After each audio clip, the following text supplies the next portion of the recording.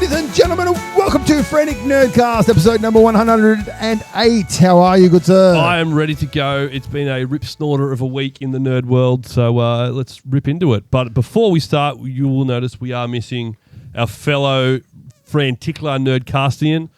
Brock has a family event coming up this weekend, so he is putting all his time and effort into making sure it goes off without a hitch. He's putting all his time and effort into making sure he doesn't get divorced. Yes. That's pretty much what that is. So what have you been up to, good sir? Finished Ocarina of Time. The game. So I finished the gameplay last week and a half ago. On the weekend, Sunday, Monday streams, we went back through and tried to finish all the side quests of the game, and it fucking broke me.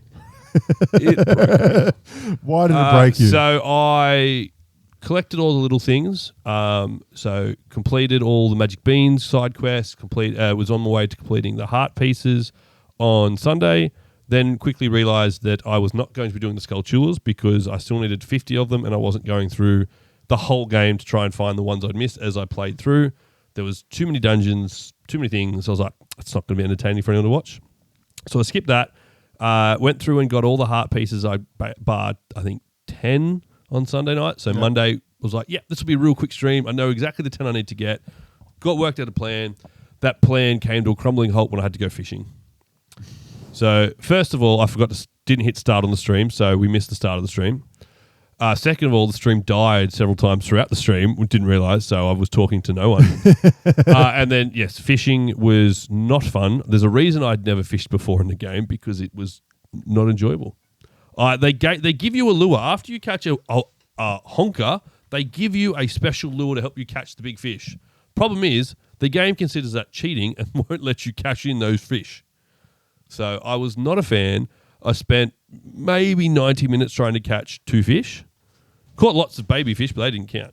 So, by the time I finally did that, I gave up halfway through and decided I had to go back and do some other heart pieces.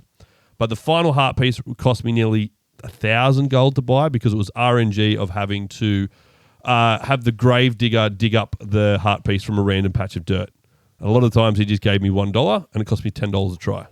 So I spent many a dollar trying to get that heart piece. But yes, so the game is now finished at 99.9%. I'm not going back for the Skulltulas. So I'll be moving on to a new game next week. Very nice, very nice. Well, I don't plan on going back to Mario because I just got frustrated with it and I just don't have time now with all of my other endeavours. What do you mean, like painting? Yes, like a painting.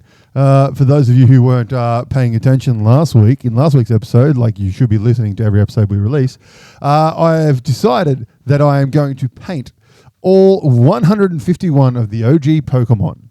So my question is, at the moment you've done 3, which is good. Brock and I still have our hold reservations off to how far you're going to get into this 151 collection. My question is, what are you going to do with them all?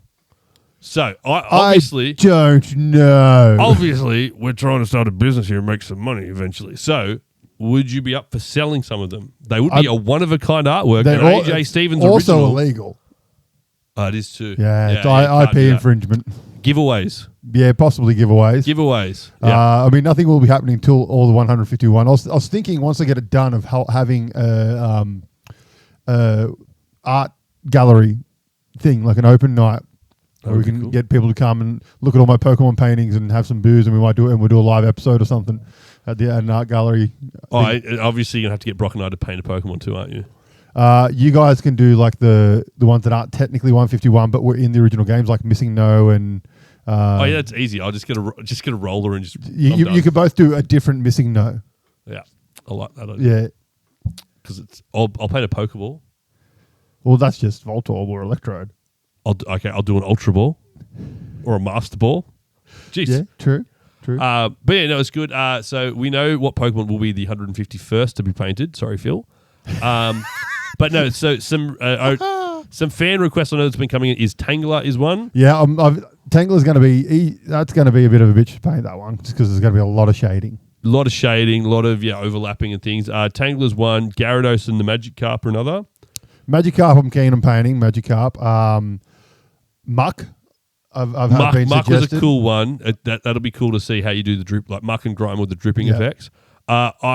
it's funny. You start thinking about some of the Pokemon in there, like Horsey and Cedar. I think will look cool. Yeah. But then like Staryu and Starmie will just look like it's just a star. No, but see, they'll look good because they'll have lots of shading because of all the sharp angles and stuff. That's true. And then because I was thinking like Starmie and Starmie, like because I think it's Staryu that does like an awesome when it does an attack, it like all of its things come in and like push in when it does water gun and stuff. And like, I was thinking like it might do something like that kind of thing. Yeah, and then we Kakuna and Metabone, Metapod. I reckon they will look awesome. There's an interesting thing about Kakuna I saw the other day that in the original games, Kakuna's sprite has like the front little claws like coming out a little bit, but then for the rest of it, they were all just pressed in the body. So maybe at one point in the game designs, it was going to have like an attack or something, but it did not. Possibly, and all it is in the original games was let me put you out and pull you back before you die, and then put another Pokemon out so you get experience. See, in the games, if you leveled it up from a Weedle, it still had Poison Sting. So it could still attack, because the Metapod would have Tackle if you leveled up from a Caterpie. If you just got them straight from, you just caught a straight Metapod or Kakuna, they didn't have those attacks. It was just hardened. See, Metapod, I never knew what way its face was pointing. Yeah, true. Because it's got that. Is it that way, or the banana shape? Is it the moon, or is it the banana? Yeah, because the moon sort of looks like there's like a nose imprint, so it kind of looks like that way. But then it's always sort of facing the other way. So I think its back is the curve. Oh yes. So the outside. Yeah, so the inside. Back of the moon is the face. So you're going with the nose theory then. Yeah. Yeah. Okay. I'm pretty sure that's how it is from the cartoons. I think from memory. But yeah, so the last one I painted was. What's his name? Magmite. I was going to call him Electrode. Lot of feedback I got for the screw work you did there. So people like the attention to detail. Yes. I was very happy with how he turned out. I got his shape from a plate, put a plate there. His eye was a CD. I had to find a DVD, and I traced around the DVD to get the eye shape. Here I was thinking you were using a compass. No. And then the bolts on the bottom were a used tape, the inside of a used roll of tape. We are Frantic Nerdcast for a reason. No, but I was very happy with how that one turned out. He turned out really well. Yeah. But yeah, so make sure you drop in the comments here or on the reels when they're posted about what Pokemon he should be doing next. Who should I do next? Only 151s. But yeah, so hopefully I'll be trying to do one a week if I can. But life does get in the way. So this is a long-term goal. Yeah, 150 weeks minus 3. Yeah, so 2 years. You better start cracking some out.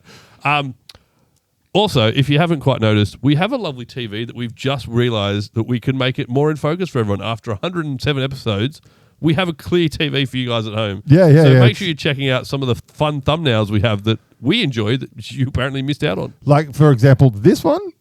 Yeah. Monsters at War, our very own card game. Hey, if you want a really awesome card game called Monsters at War, that's this one. It's a card shedding game. It basically screw over your mates. It has some fantastic art by yours truly in it. Screwed over. And it's just a really, really good fun game, really good beer game. Sit around with your mates, 2 to 4 players. Plays in about, if you're playing a full game, plays in about 40-ish minutes. What is it? You've got your 2 modes. You've got your just bog standard basic mode, and then you've got like intense mode where there's characters and special powers and things which make it a hell of a lot more fun as well. Yeah. So if you would like a copy, hit us up on the email just here or head to our socials and message us on socials, and we'll be able to send you a copy, 25 Australian dollary dues plus postage to wherever you are in the world. As long as there's enough petrol to get it there. That's right. It's good, really good fun game, and you will really, really enjoy it, I personally think. The game says it's good for 2 to 4 players, but it's really good at 2 players as well. You know what else is really good at 2 players? What's that? I don't know. You tell me, because you've got a bunch of board games you want to talk about. I do. That was a really good segue, mate. Oh, mate, look at me go. See what happens when Brock's not here with these Dragon Ball Z comments and stuff? Everything flows smoothly. Oh, no. Okay, so board games, yes. So see, look at that thumbnail before he starts. Look at that thumbnail. Yeah, thank you, AI. So I've decided to put together a list of 10 games that are good at 2 players, or specifically for 2 players. So I said most of my board game experience will probably be in that pile or in the cupboards behind us. So I will throw out a few, but I will be definitely letting you take the reins with this. Okay, well, let's talk one of the first ones. This first one is a game called Hive. Now, this is a tile placement game. There are a couple of dodgy Android and Apple versions of this online. It is a beautiful hard plastic tiles. You can get it in a big version or a small version. I've got the big version, so the tiles are big. Basically, you've got white and black tiles with a series of bugs on them. And basically, what you're trying to do is trap the opposing player's queen bee, so that the queen bee can't escape. And you're trying to get their hexagon tiles so that you create like a hex around it. And hexagon. Hexagon. No. Yeah, hexagon. And so you create a grid around them, and the queen bee can't move. And the way you do that is all different ways. Like the ant moves around the outside of it. One of the bugs can go on top of the other tiles. Another one jumps over two. Spiders move three. I think spiders move around the outside, kind of thing. So there's lots of different ways it plays. And it plays in about, I want to say like 15 minutes at most. Sweet. And it is super strategic. Like you've really got to sit there and think sometimes. Like I've played games that have gone longer than 15 minutes just because we've both sat there and you're just looking at the board going, if I do this. Yeah, it's one of those games where he's played these tiles. The tile you play now, it's actually only important for the tile you play in like 5 turns time. Yep. So you've really got to think ahead. Yeah, it's very strategic, really, really good fun. You can there are a couple of expansions, I believe, for it that add a couple of different bugs to it. But the base game is really good. It's like even the big version, it's the size of my hand, and it's super, super travelable. And the smaller version is even smaller than that. Sweet. So I highly, highly recommend Hive. It is a lot of fun. So one of the games I've got that you played with me, and I'm sure you're going to tell me all about it, was called, I've just lost it, Onitama. So that's the one, you got it there? Look at him go. Onitama. Look at him go. This one is a good one. This is a fantastic game. Comes in a really, really nice magnetic case box. It comes with a beautiful neoprene mat. And it's basically, you play on a 4x4 grid. It's 4x4? 5x5 grid. And it's sort of like a version of chess, I want to say, where you each have like your sort of king piece. Start in the center of the sort of board, and then you have 4 pawns. And then on your turn, there are, I think from memory, there's 3 cards that come out into play. Or you've got cards in your hand. I can't remember exactly off the top of my head. But the cards have it's a bit hard to see with this light, but they've got a symbol on it with a black square and then different colored squares on the outside of it. And they dictate where you can move the piece you're moving. So the black square is where your piece is, and then the other squares are where your piece can move. But then once you use that card, you have to place it down and draw a different card. And then they cycle between you and your player with which card's being played. And so you can't always just do the same move. And it is very quick, very fun, and the goal is essentially to trap your opponents. Yeah, get your king to there or to capture their piece. Yeah. So yeah, so we've played it together, and it's lightning quick. You can play five-ish rounds within the space of like 10, 15 minutes. So especially once you get the hang of it, it's very quick and lots of fun. And it's strategic, but not overly so. Where you said like with Hive, you're going to spend 15 minutes on a turn. It's nice and quick and a lightning quick game. Very, very, very quick, and like even the rule book is very small, simple to read. You can pick it up and play it in like 10 minutes, really. When he pulled out the box, I thought he was bringing me out like a fancy bottle of whiskey we're going to drink while we play games. And no, it was the game. But no, very one. It's from Arcane Wonders. 2 players, recommends 15 minutes playtime. But it's fantastic. Give it if you can. Sticking in the same vein, The Duke. The Duke is a game from Catalyst Games, and it's very similar to what that just was. But this one is more chess-like. So basically, you start the game on a 6x6 grid, as you can see here. And basically, what you'll do is you start with a certain couple of tiles, and you've both got a bag of wooden tiles, and on that tile are screened printed little shapes, which you can kind of see it on the camera there for those watching. Basically, the same situation as that last one. There is a symbol, which is where your player is, and then there's a bunch of circles where that's a location it can move to. But the difference with this one is that it's not a card, it's your actual piece that shows you this. And when you move the piece, you flip it over to its other side. And its other side has different moves. Different moveset, and then each turn you're drawing new ones from the board. Once one gets taken, it's gone. And you're constantly cycling through pieces, trying to get new pieces to essentially destroy your opponent. And it's just a really good, fun take on chess. I like the jump slide move. It sounds fun. And it's you get a nice little a menu here that you can your food menu that you can look through to see all your moves and how to play and stuff. But it's very simple, good fun. I believe you can get a print and play version of it as well online. Yeah, that'd where be you sweet. can just print it out and play it. But it's really good fun. I've got the Lord's Legacy edition, and it's it's quality game. Very similar to that last one. If you want a quicker version, I would get Onitama.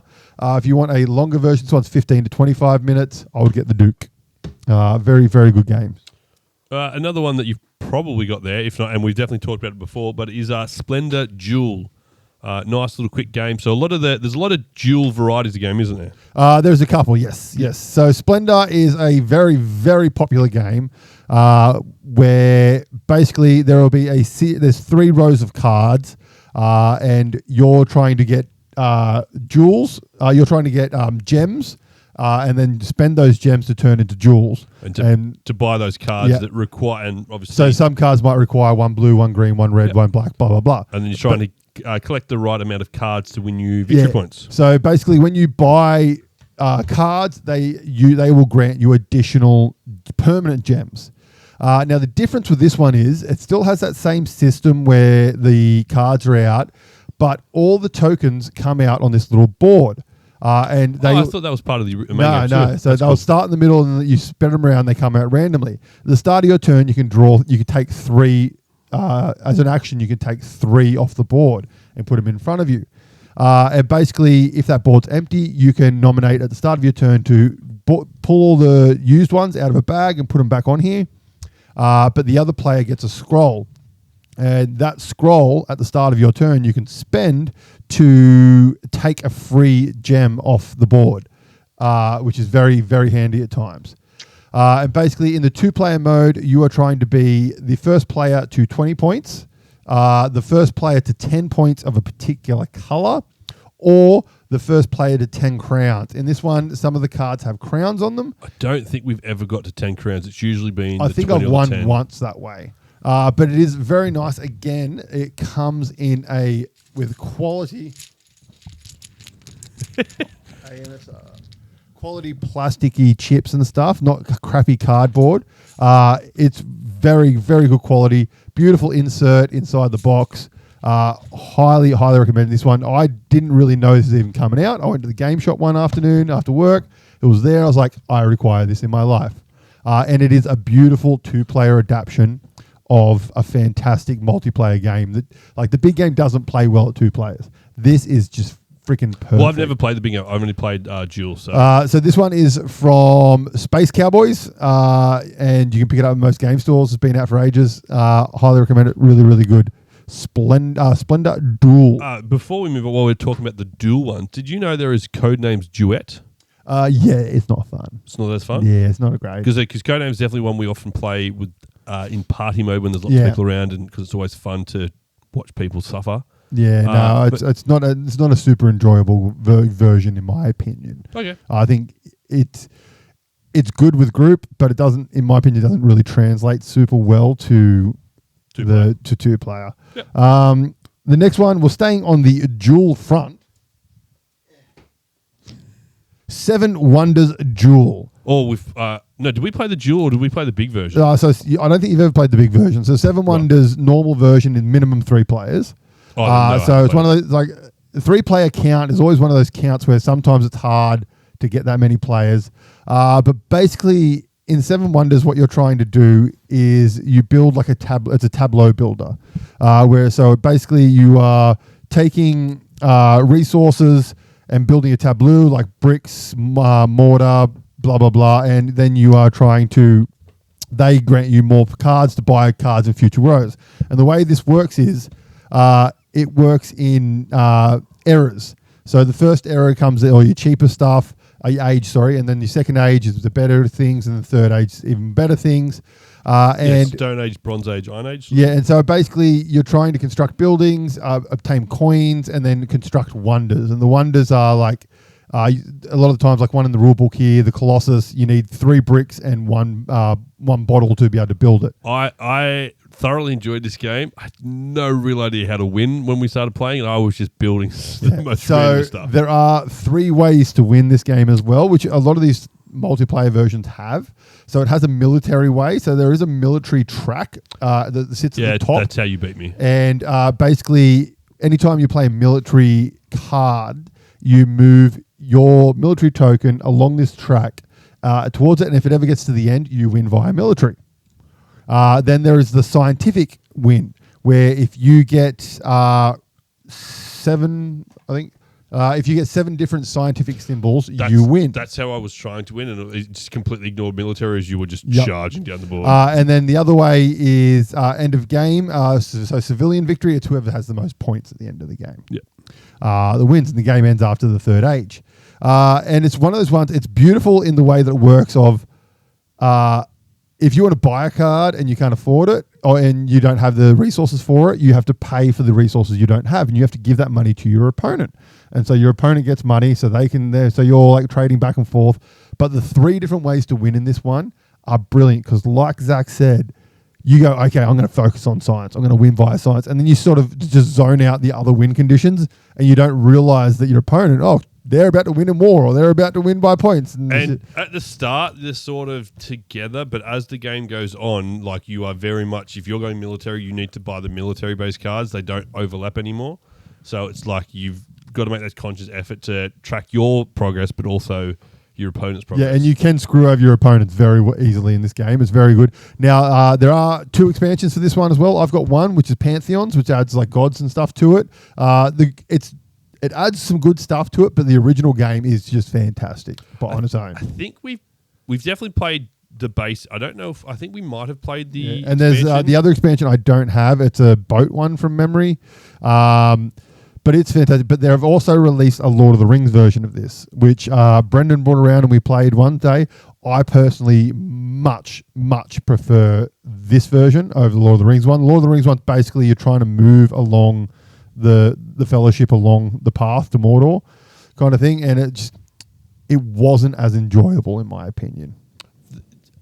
Look, I haven't played it, but that just doesn't seem like it would translate well to that. It worked. Style. The theme worked because there are a few things changed. It's not the exact like carbon copy game, but it's very similar. Yeah, okay. But in my opinion, this version, the OG Seven Wonders Duel, is so much better, and I'd quite happily play Duel over normal Seven Wonders any day. And I've got all expansions for Seven Wonders and everything. So. My next one that I'm going to mention, it's not necessarily a 2-player game. I think it just plays really well as 2-player, is Azul. Oh, yeah. Azul is basically you're making like carpet sort of thing. Like you're putting the different patterns. Yeah, that does play really well 2-player. So like you can play... I don't have that one, but Brendan's got it and he's brought it around a couple of times to play. I think you can play it up to 4 players, but 2 players, it's a lot quicker. And again, it's a lot easier for you to win, but then like screw over your friends, because when it's multiple players, it's just spread about too much. So like it can be a bit tougher to win only because everyone's sort of vying for the same thing. So 2-player just makes it a bit faster, and it's a lot of fun. I do recommend that game, and it's a very fun game, and it's cool little game components and stuff in it as well, which are really cool. All right, my next one. What else have we got down here?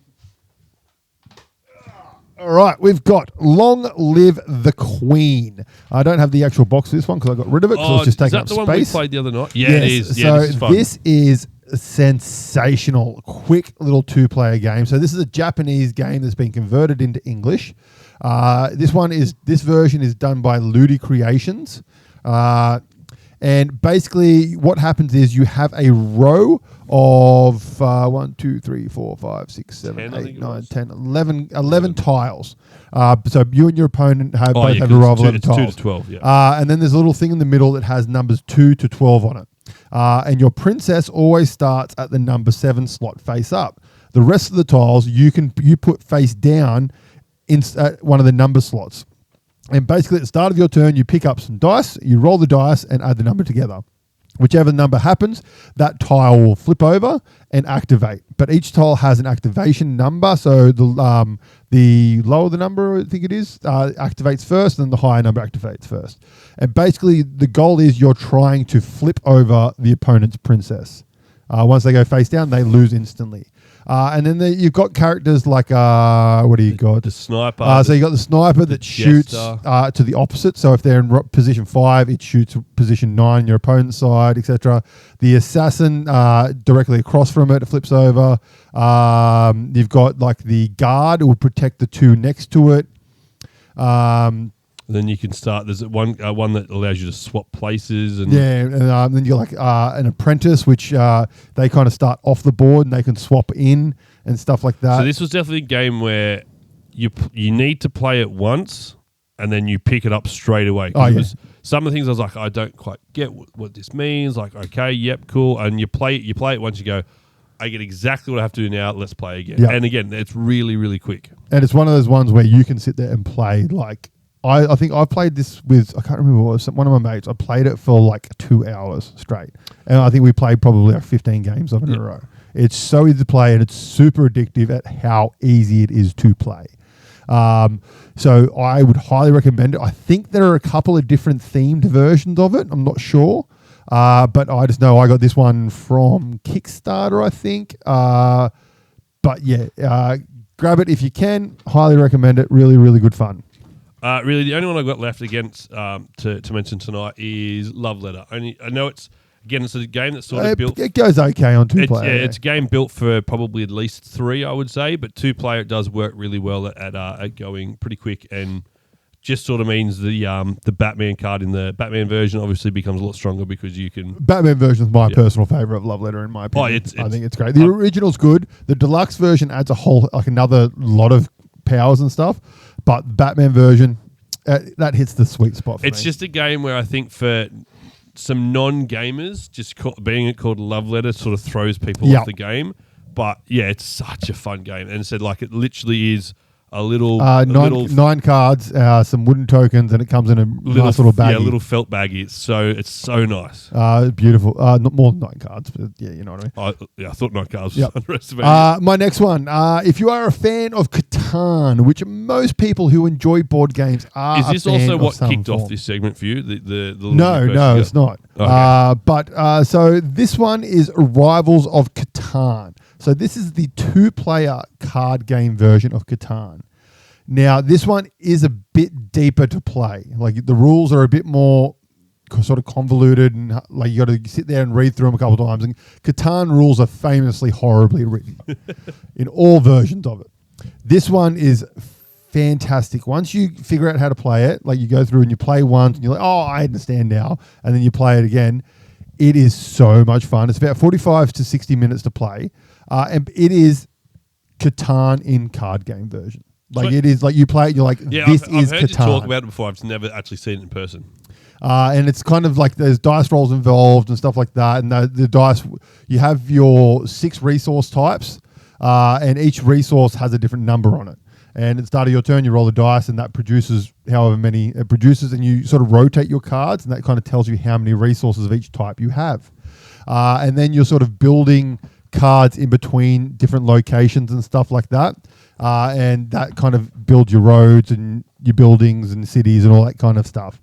And it is sensational. I believe you can play this on the Catan app as well. I'd still find a way to fuck myself over. So if you want to give this a go, I think if you have the Catan app, it's free. I believe you can play this on the Catan app.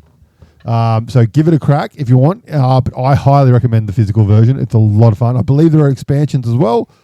I think you can buy one that has all the expansions in it, like a version.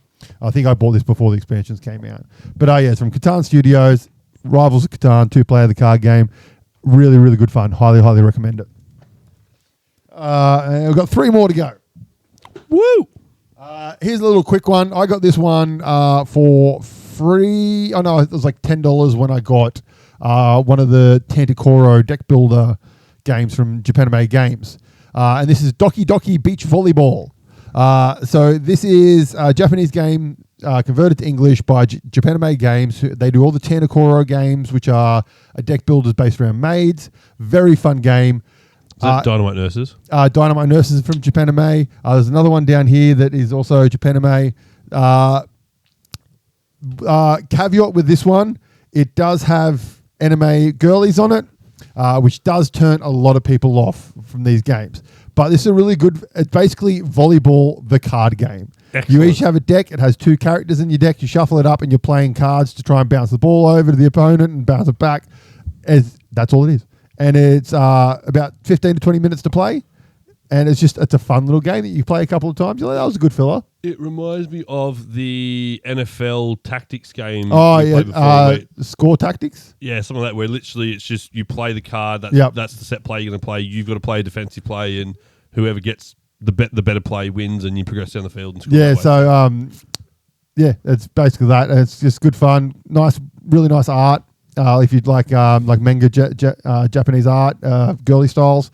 It's really, really enjoyable. In the same front, we have one of my favorite deck builds. I think this may have been in my top 10 deck builders. I'm not 100% sure, but this is Barbarossa. So this is a deck builder based during World War II.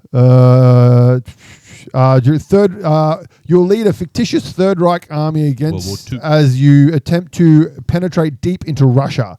The heart of Moscow is the target. So basically, you're playing as the Germans trying to get into Russia.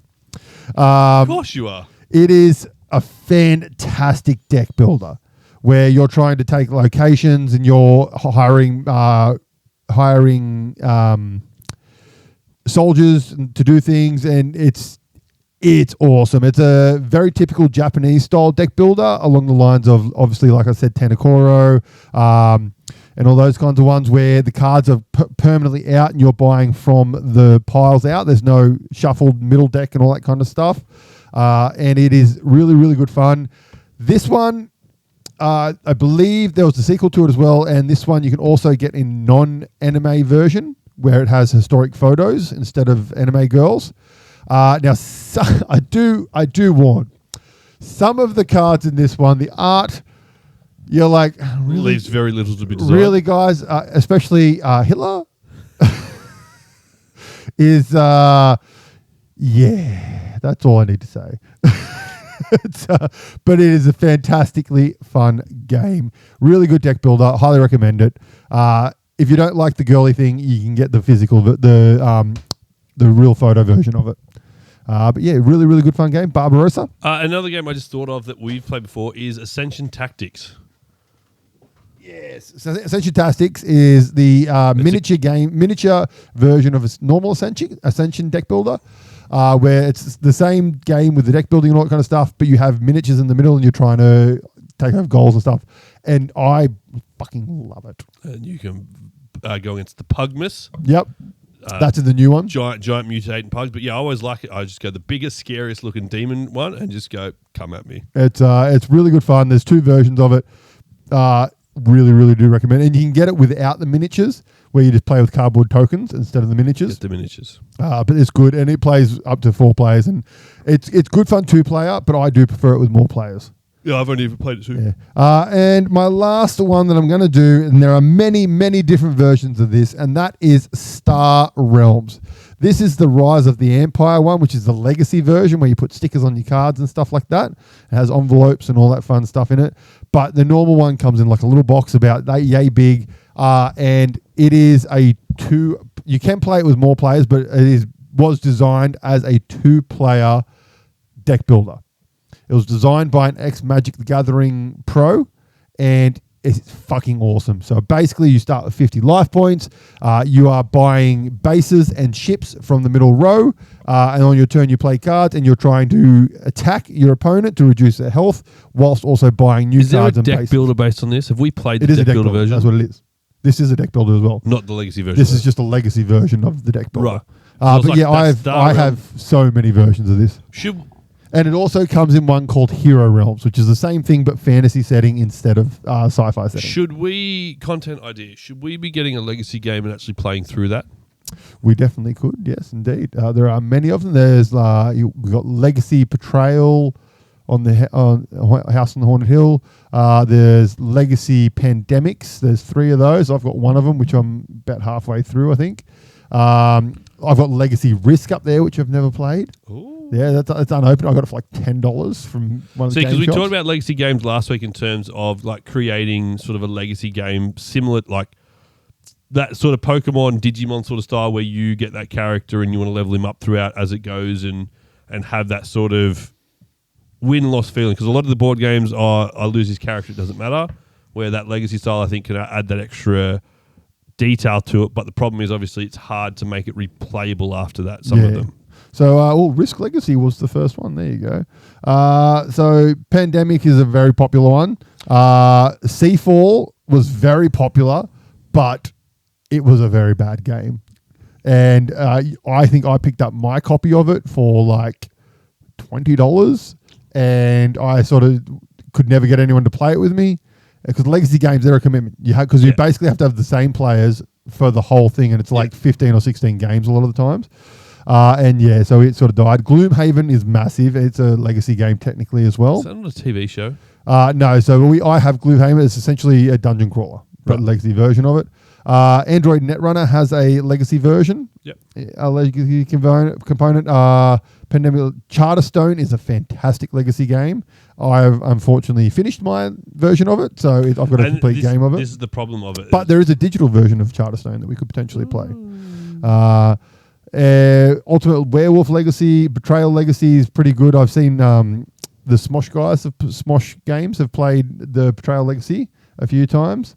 What else have we got here? Vampire the Masquerade. I'd be keen on that one. Zombie Kids Evolution would be a fun one for you and Bronx. Yeah. What else have we got? Frosthaven, Jurassic World, the Legacy of Isla Nublar. No, Jurassic Park and Jurassic World just needs to be left alone. Yep. There's a Ticket to Ride Legacy. I'm sure Brendan's probably got that. He's got most copies of Ticket to Ride. Brendan, do you have it? Let us know. So the Legacy ones would be pretty cool. So that is both our recommendations for 2-player games. And really, my recommendations are just AJ's that he didn't think of because... Well, you did. Yeah, you took 2 of mine. Oh, and one of them was Dan. Shout out, Dan. Yeah.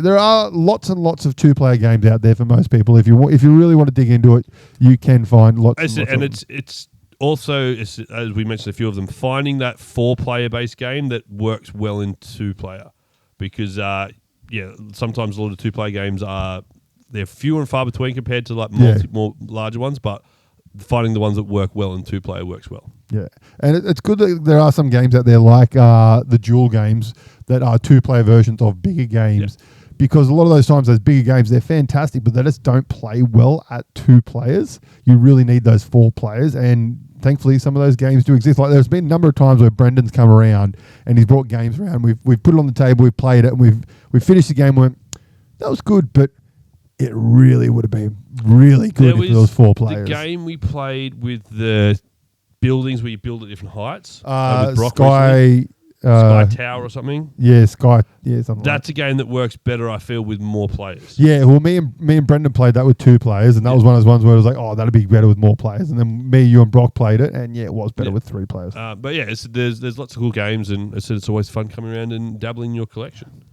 Yes. Okay, let's move on to some TV shows.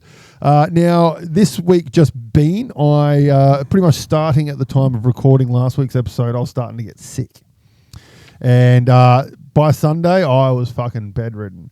So I had Monday off work, and I was sitting around, laying there, just doing nothing, going in and out of sleep. So I was like, you know what? I'm going to put some shows on that I haven't finished yet and finish them off. And the first one of those was Rooster. So Rooster is a HBO show created by Bill Lawrence. If you don't know that name, shame on you. Shame on you, people. Bill Lawrence. Do you know Bill Lawrence? Yeah, Ted Lasso. Yes, but That's all I know. that's not where you should know it from. You should know it from Scrubs, because he created Scrubs. So Bill Lawrence is the creator of Scrubs, Cougar Town, Ted Lasso. Rooster is one of the newer ones by Bill Lawrence. What else has he done out of interest? Because he's been involved in a lot of shows. Oh, he does Shrinking, the one with Harrison Ford in it. Yep. But Scrubs is like his big bad boy. Cougar Town was really good as well. He was an executive producer on the Rush Hour TV show. There you go. But yeah, Rooster is his new one. So it stars Steve Carrell, as well as Phil Dunster, who most people would know as the voice of Darth Maul in the cartoon. He was also in the American version of Being Human. British guy. He was fantastic. So basically, Steve Carell goes to this college where his daughter works. And his daughter's husband, who is played by Phil Dunster, has cheated on him with one of the what are they called? The co-eds, the teachers that are students. Yeah, I know what you're talking about. I don't know the name. Student ed or whatever they're called. And basically, she's having a hard time. So he goes there to sort of help her out.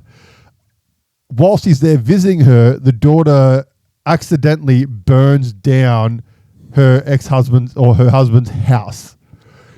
So she's about to get fired, and the boss, the president of the school, is John C. McGinley, who plays Dr. Cox in Scrubs, and he says to the Steve Carell's character, who is a famous author who's created these books called Rooster, and they're basically like trash books that you buy at the airport to read, kind of thing. He says, "Look, if you come teach for a semester, I won't fire your daughter." And so that kind of kicks up the story of him moving there. And Steve Carell's character is just a fucking weird, awkward guy, kind of like Bill Lawrence is really good at creating. Yeah. Like very JD-esque kind of thing. And so it's a 10-episode series of him just being there, and it's pretty much takes up the entire semester at Steve Carell's at the school. It tackles things like him sleeping with some other people and shit going wrong there. The daughter-father relationship. The mother comes into the picture as well, who's played by the ginger chick from the first season of American Horror Story. She was the mother in Friday Night Lights as well. Haven't seen it. And she was in that Nashville show. Haven't seen it. Amy Mumolo, I think her name is. But yeah, and it is so good. Zach Braff actually directs a couple of episodes, the guy who plays JD. Yeah. It is just a really enjoyable show. Like all Bill Lawrence shows, you sit there after you watch episodes and stuff, you're like, that was funny, and I feel good for watching that. Like I just feel like it's just made me happy. I've got a show I'm going to talk about like that. And it's just like all of his, like Scrubs does that too. Ted Lasso does it. Cougar Town does it. That's just his vibe with how he does all those sort of things. And beautifully shot, really well acted. And I highly recommend it. It's on HBO, so it's on for streaming. It's on the HBO one or on any of your fun online sites. What's your show? I'm going to test it. Running Point season 2. Oh yes. I haven't watched. I watched a little bit of that, but the guy with the slick back hair in Running Point, he's actually in Rooster. Oh, okay, he plays an alcoholic ice hockey coach. Basically, same thing here. Yeah. Running Point second season got Kate Hudson in it. It's really there are some offensive sort of things happening, but really it's a really inoffensive show. So basically season 1, the dad owned a basketball team and had lots of illegitimate kids to different women, obviously. They've all then sort of grown up together and taking over the business after dad passed away. The head brother then gets done ODing and drugs and stuff. So while he's in rehab, he puts the sister in charge, which is Kate Hudson. She was basically there as a patsy, so that way when he recovered, they would fire her and he would come back. But she ends up doing really well, takes the team all the way to the finals and has a really good run, like rebuilds the team basically from sort of a laughing stock to successful. this is the season following on from that, where he's out of rehab and he's trying to undermine her throughout as the main storyline of him trying to take back the business, her trying to keep it.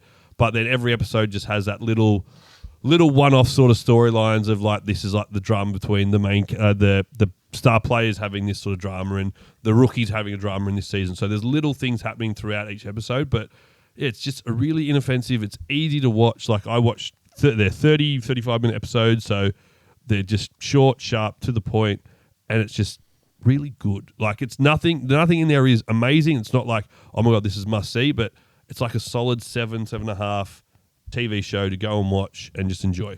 And it's got her best friend in the show is Macaulay Culkin's wife.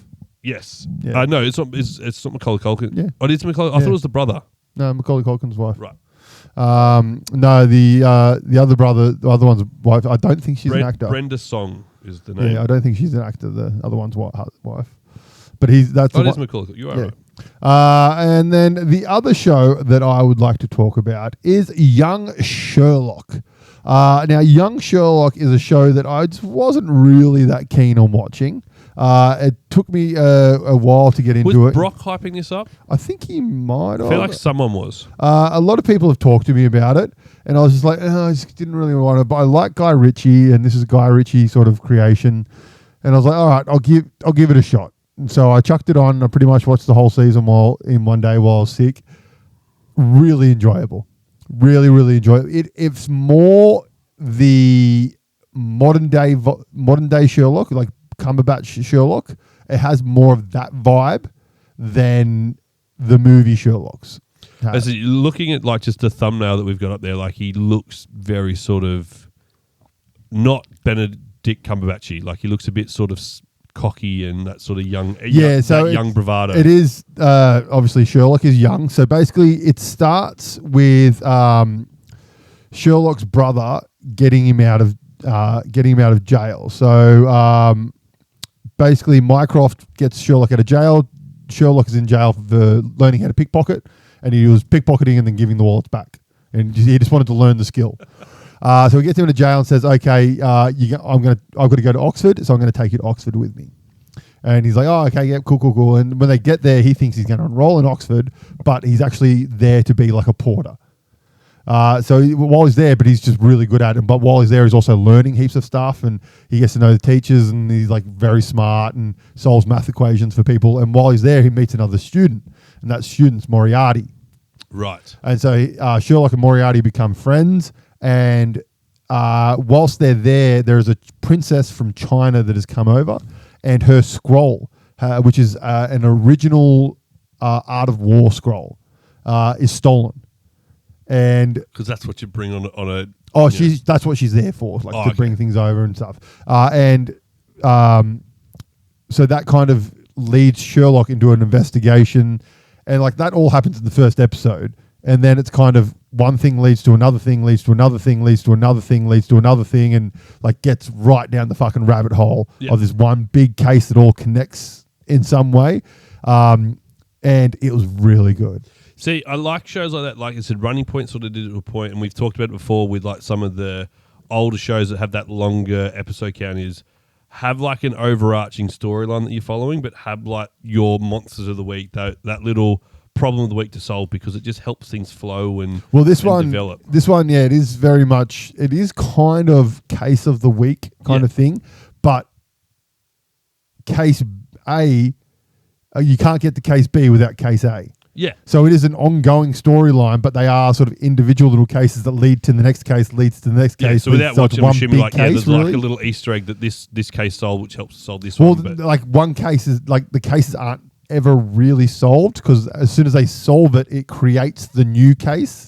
Oh, I see. Kind of thing. So it's all leading into the next one, into the next one. So it is one big thing. Person, they stole this because of this issue, so we will then go investigate that issue. Yeah. Yep. And it's really enjoyable, and it leans heavily into Sherlock's family, which isn't really ever covered in a lot of things. Mycroft. So Mycroft is the only brother that was ever really mentioned in the original novels, apparently. And then there's other media that have brought in additional family members. So like you got Enola Holmes, who was never mentioned in anything. She's an original character in the Millie Bobby Brown, yep. and all the Holmes videos.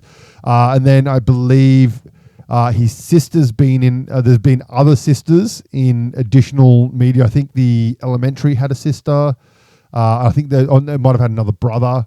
But there's been multiple brothers and multiple sisters throughout sort of things. But this one kind of focuses very heavily on his family. Yep. In this one, which are all kind of semi-original characters, I believe, for this version.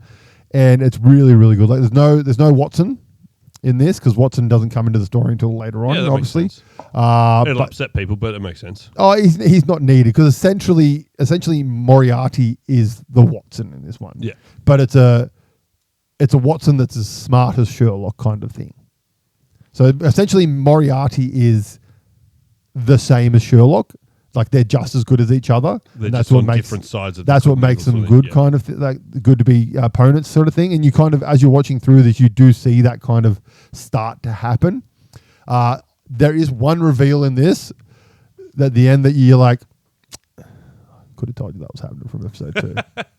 Like it's kind of done as if like surprise. You're like, it's not a surprise. Yeah, we picked that one. Yeah, it's not a surprise. I'm like, I knew that was coming from a mile away, guys. But other than that, yeah, really, really, really, really, really good show. No, it's something I'll probably definitely be putting on the watch list. It is on Prime for those of you that would like to watch it. I can watch it. Yeah. So, Wuthering Heights, just quickly. I have not watched it. Do not plan on watching it. I came into halfway through of it yesterday as Lisa was watching it. So it's female smut, apparently. Well, no, she says. She really doesn't understand everyone's point of view of it. So she's read the book and she's like, there's not a lot of sexy smut stuff in the book. So like the two main characters apparently they get together, but they don't ever have sex in the book and things like that. So it's definitely, they've sort of just taken the start of Wuthering Heights from her opinion and then sort of Hollywooded it from there. Yeah. The ending is sort of the same, but yeah, it's more, apparently they focus more on the romance side of it, where the book sort of focuses more on like the horror side of things. Oh, yeah. But yeah, she's like, it was cinematically good to watch. But yeah, it looks very pretty. But in terms of storyline, she's like, it wasn't that great. And like the bits I watched, I was like, yeah, this is just weird. I'm going to go this way. Yeah. And I did. Yeah, no, that's fair enough. I have no interest in watching That's it. the only reason why I watched as much as I did is only because she had it on when I got home from work yesterday. I was like, okay, I'll sit here and, spend some quality time with you. And I was like, this is not enjoyable. I'm just going to leave now. Like Margot Robbie's on the screen. That's basically why I stuck around for a little bit longer. But yeah, that was it. But in the meantime, there has been exciting developments in our nerd world, especially with the whole Dungeon Crawler Kyle hype. Dun, dun, dun. Book 8 came out on audiobook this week. So we have the latest Jeff Hayes narration, and I'm very looking forward to it. Yes. Oh, I'm on book 6, so I'm still a little bit behind. So I'm pretty sure Brock started it like mere seconds after it was there. I reckon he's probably finished it. Probably. It's probably why he's not here. He's too busy reading it. He's just listening to it. Oh, yes. Carl, give me Carl. Oh, my God. I in the meantime, I said I had finished Descent of Angels that I started last week. As I said, it's one of the better Horus Heresy books. It is a good book, isn't it? Just comparing that, I've now started book 1, Horus Rising, just because Descent of Angels is a better book than Horus Rising, but with the two narrators that we've got, Horus Rising is a better audiobook than Descent of Angels. The Horus Rising narrator just has a bit more repertoire to his voices and just has a bit more engageability with his voice, where the Descent of Angels, although it was it was a serious tone book, so the serious tone worked to a degree. It just at some points it just didn't quite grasp you, and a lot of the voices were very similar. I do love those first 4 books, though. So what is it? Horus Rising, Galaxy in Flames, something, Flight of Einstein. Yeah, the Flight. Can't remember the third one. I'll look up. But yeah, they are phenomenal books. If you're a sci-fi fan, you don't have to be a fan of Warhammer 40k at all. You don't need to know anything about Warhammer 40k because this is the intro trilogy or quadology. Sorry, Horus Rising, False Gods, then Galaxy in Flames. And so basically the first 3 books are the trilogy, and then really it's first four kind of. But then Flight of Einstein actually happens concurrently with in a point in book 3. So they're kind of happening at the same time. And it is fucking beautiful trilogy. Like like I said, you do not need to know anything about Warhammer 40k. No, it does a really good job of explaining everything. Good sci-fi. The one caveat I will say is the first half of Horus Rising, first quarter, was a slog to just read, only because of this writing style he used.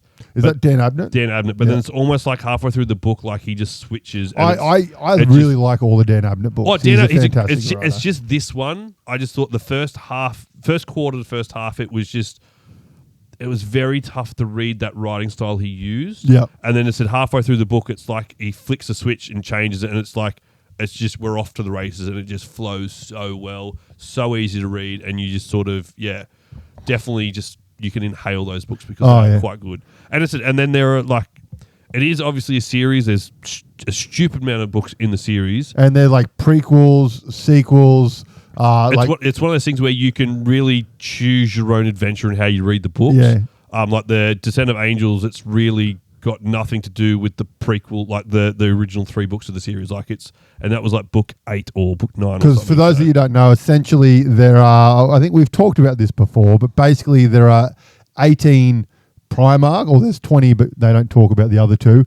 There's 18 Primarchs, and then each one of those Primarchs essentially controls a chapter of the Space Marines, which most people know what Space Marines are. They've seen big fucking armored space people. If you haven't, Henry Cavill's going to bring a screen near you soon. And then basically there is the big daddy guy, who is the God Emperor. The Emperor. And essentially the Primarchs are genetic clones of him, or genetic offshoots. Effectively, he's genetically made sons. And then each one of those Primarch Space Marines all have the genetic seed of their Primarch in them. And so basically what happens is the Emperor's like, oh, I need to focus on things back home.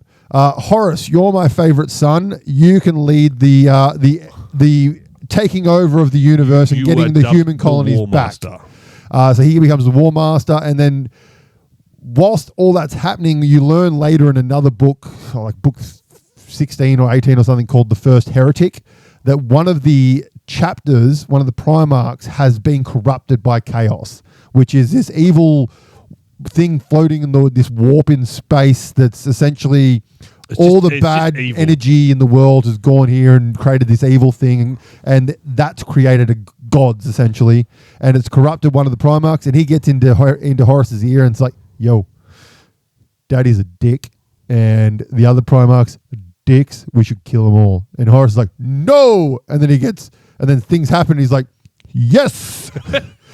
And so half the Primarchs become chaos and the other half are like, we're good, especially Guilliman. And there is the concurrent storyline to a point, but like each Primarch sort of gets their origin story book. Yep.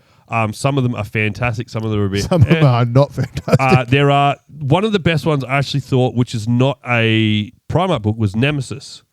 So Nemesis is the assassin book. So yep. Different assassins, and basically this conclave of different types of assassins. You got like a sniper assassin, a sort of, that up close and personal dagger assassin. I can't remember, Vindicare, and a Coletus or Colexus assassin, something like that. But they sort of grouped together and said, go and kill Horus before he does something bad. And like basically they come with like a hair's breadth of actually killing Horus before any of this really kicks off. So there's some really cool books in there, a couple of short story books.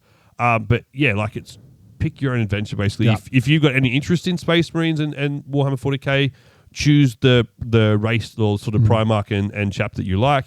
If you don't, start at one, work your way through. Yeah, if you want to read, skip, if you want to read just about the actual heresy that happens and leads, because these books take place 10,000 years before the mini game. So funny saying it that way, isn't it? And so basically the Emperor, the Primarchs, and Space Marines essentially that makes me feel old. They're essentially immortal. They live forever unless they die in battle, basically. 10,000 years is nothing for them. So basically it takes place, and so you kind of know from playing the game that Horus betrayed the Emperor the Emperor is fucked up on a chair and has to stay attached to the chair and kind of thing. And so you know that happened, and these books are all the lead up to that. And I think it's 56 books or something like that. I don't know. I have to look, but what makes me because it is done now, isn't it? Yeah, Horus Rising was released 20 years ago. Ooh, shit. I'm old. I remember being so pumped when these things come out and was literally getting them, like, as the new book was released, I was going to the Games Workshop and buying it. Wow.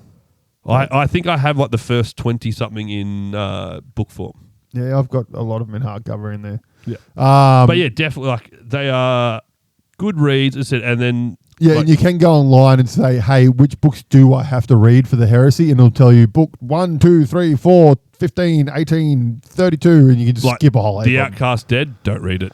Because like some of the books are just collections of short stories. Other like some of them are cool, but like I said, it's interesting to see the Primarch books. Like so, Magnus the Red, who is a Primarch that eventually joins the Chaos, but he joins the Chaos basically because he sees what's happening because he's cycling in tune with the warp and he's like the Psycho Primarch. Dad treated him like shit. And basically, so the number one rule is do not use the warp. The warp is evil. Do not use it.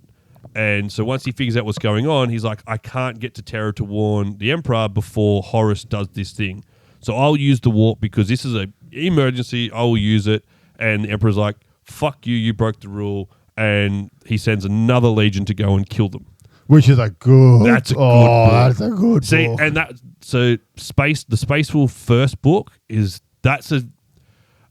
you kind of figure out something's going on with how it's written, but it's so very back and forth between the different storylines in there that until you reach that point, it can be a tough read.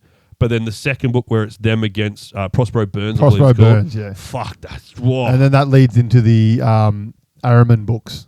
Yeah. Which are also very, very good books. But yeah, and then slight offshoot. If you want another Space Marine book series to read, the Ultramarines for is just beige as you want of a Space Marine chapter that just wear the average. The Ultramarines book series, so it's Nightbringer, Warriors of Ultramar, and I can't remember the third one. So they're the ones that came out at the same time that first Ultramarines game came out, weren't they? I think so. But they are fantastic. The Nightbringer, brilliant. Warriors of Ultramar, like everything's good. And then it sort of has an offshoot where like an Iron Warrior tech priest is Warsmith, is like becomes the main character's like main bad guy. Like that's a book series I want Henry Cavill to translate onto screen because that would work so well. I want a Horus Heresy trilogy as a series. I think you could do that and literally fucking great. I think we've talked about this before. Yeah, we probably have. You could do that and then just do like one off like the Marvel one shot series or whatever they were doing. Where you just have here's the Lionel Johnson sort of saga and here is the Lehman Russ saga and stuff. Because you could do that Horus Heresy. I reckon you could do the Horus Heresy in like 10 seasons. I reckon. And it'd be interesting to see what you would cut out. Oh, well, there is a lot of shit you don't need. Oh, there's a lot of shit you can cut out. A lot of shit. Like, you do not need everyone's... Like, because the backstories can be told in 5 minutes. Like, you can condense the whole book's worth of backstory in 5 minutes, kind of thing. Like, Descent of Angels really has got very little to do with the line other than the line is there at the time. Because a lot of those books, like that Descent of Angels, that could literally be, like, a conversation that one Space Marine has to another and sort of... gives you briefly the backstory of why the Primarch's like that. Just Star Wars like, words. He woke up on a nightly planet and he was a knight, and then eventually the Emperor came and got him, and that's why he likes swords and everyone looks like knights. But yeah, there are some that are very interesting, like the Nemesis one, which has got nothing really to do with the Marines. The Mechanicum one was pretty cool because it sort of gives you the insight into the Mechanicum, which is always referenced throughout but never really got into detail. But yeah, we've got an offshoot there we weren't supposed to, but yeah. That's all right. Yeah, so the Horus Heresy books, read them. They're good. They're fantastic. Audiobooks, good. Pretty much every single one of them has an audiobook. So yeah, it's very enjoyable. And now on to something completely different in the words of Monty Python's, the Pokémon. There it is. Look at that. Look at that fancy binder. This is a binder. This is not a master set binder. This is something much more interesting for everyone that's not myself because I can't win it. This is the giveaway binder. So you've heard us talk about this for a long time. Phil, Brock, myself, and guest stars Taryn Pride of Pokemon and Dill have been working together to open a pack every week and put all the hits into it as I try and find the right light. There we go. So we've got a bunch of cool hits. So every hit is in there. If you've been checking it out on social, you'll see there. We've even managed to get Unlisted Leaf Ando, who's probably the biggest Pokemon content creator in Australia. He's signed a card, donated, and then even got us the Kanto starter series there, if you can see that too. So there are great cards in there. Brock's cards have not yet been added. So we'll be getting that shipped off to Master Trainers, who does the binder artworks. So he'll be getting it soon as we run the giveaway, and the winner will not only get every one of those cards in there for free, you'll get a free binder print job of your choice on the front. So fucking awesome! I got a Bulbasaur on one of mine. Phil's got some Lucario ones, but he does a lot of cool ones based off the new set. So there's the Mega Gengar SIR one. You can get that done there. There's a Pokedex version. So check him out. We'll get you in touch with whoever is the winner. Will get in touch with them. With Master Trainer, so that way you guys can figure out what you want, and then he'll ship the binder to you. How do you win? Stay in touch with Vikings Collect. He will have the post coming out soon, but basically it'll be like most Instagram giveaways: comment, tag, subscribe, share, and you'll be in with a chance to win. Awesome. That's very, very good. Well, that's basically all we have time for in this week's episode. Have you got a few news? I found some news and rumours. If you've got a couple. Oh, do we have time? We've got a little bit of time. If you would like to, yeah. I'll just throw a couple out, yeah. Okay, go for it.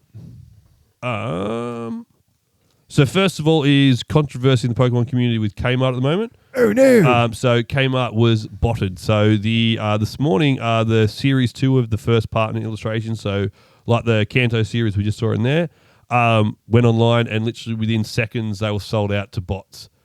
So everyone is in an uproar about that. So Kmart, lift your shit and fix the bot issue. This is a fun one for you. To prepare for his role as Link in Legend of Zelda, actor Benjamin Evan Ainsworth spent months entering people's homes, moving their furniture, breaking their pottery, and stealing their money. I love it. The most talked about Marvel movie that's never existed, Blade, is officially back in development at Marvel Studios and is being fast-tracked for a 2028 release. Okay, sure. Whatever. What else have we got? Coming to Kickstarter soon. This is normally we have a little Kickstarter segment, but this is just a fun one. Dragon Ball Z, the board game. Experience Dragon Ball Z firsthand with the official board game saga, launching soon to Kickstarter. See, that should be a legacy game. It looks like you buy packs, and each pack is a different part of the saga. So I don't know. I don't think there'll be any legacy destroying of products and stuff in it, but yeah. Reacher is season 4 is about to come out, and it's already been renewed for a 5th season. Oh, very nice. Yep. What else you got? The Ted. Remember Ted? The talking teddy bear. So it's had a TV show, but apparently it's going to get an animated series spin-off, which will have the original cast of Seth MacFarlane, Mark Wahlberg, and everyone reprising their roles. Very nice. And then I've got one more. So still on the Kickstarter front, Dungeon Crawler Carl RPG. Woo! Serious news has come out about this. Jeff Hayes will be performing a full audio read of the 350-plus page Dungeon Crawler Carl role-playing game core rulebook. Why? Whether you want to learn the game on the go, prep sessions hand-free, or just hear the game come to life in Jeff's voice, this is a whole new way to experience the RPG. Anticipated release summer 2027. Why? Why the fuck not? He's essentially a part of the game, the book now. You're right. If they make this into a TV show, which this talks are, it has either he has to be Carl in the live action, or he has to voice the animated. And animated is going to be a lot more. I believe it's going to be live action anyway, because and as much as I prefer animated version, like Invincible-esque style, I believe they've already got in talks with streaming services, and they've been doing donut tests. Like CGI tests and stuff like that, and so I mentioned this before that Henry Cavill is, we know, in the works with Amazon Prime at the moment with a Warhammer 40k TV spectacular. He needs to stop being nominating himself for other shows. So apparently he wants to do a Red Dead Redemption live action. No, stop. Henry, This is just people wishing. Henry, stop. If people wishing it, I don't care. Stop. Henry, just focus on Warhammer. Please do a good job.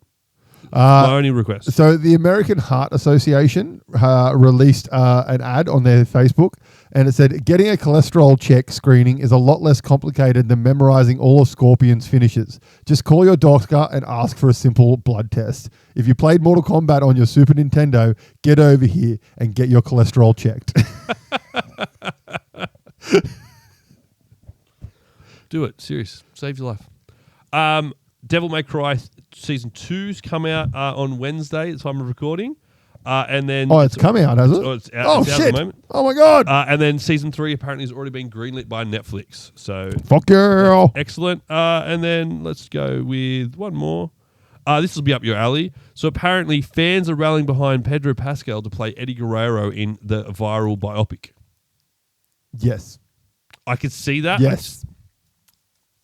I'd be interested to see if he can pull it off. Yep. He's got the look. Yeah, He's got the look. I'd be down for that. That'd be sick. That's a sport one. And last one, which I think is really interesting and sort of a coup for Australia's Pokemon scene. Not for us though, because we're not in Perth. But Coop's Collection and Bearded Dad are coming to vend at TreasureCon, which is another. We've just had a big TreasureCon over in Perth that Phil and everyone has been at.